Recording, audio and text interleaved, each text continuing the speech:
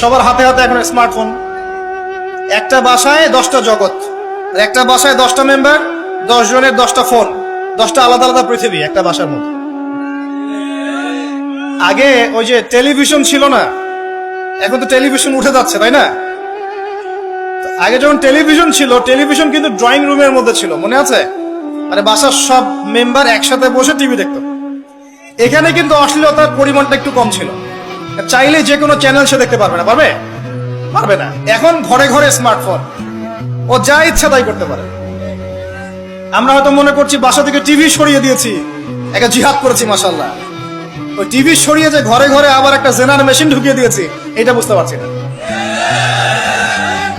তো এই যে পরিবারকে সময় দেয়া, এটা কিন্তু ইবাদত। পরিবারের খোঁজ খবর নেয়া, স্ত্রীর সাথে কথোপকথন করা, পরিবারের সমস্যাগুলোকে ডিল করা, একসাথে খেতে বসা, একসাথে এক দস্তরখানায় খেতে বসা, প্রয়োজনে বড় প্লেট নেওয়া, প্লেটের চারপাশে সবাই মিলে খাবে, এটাও সুন্নাহ। এতে করে মহব্বত বাড়বে, খাবারে বারাকা হবে। আমরা কিন্তু এগুলো পালন করি না, সংস্কৃতি নাই আমাদের মধ্যে।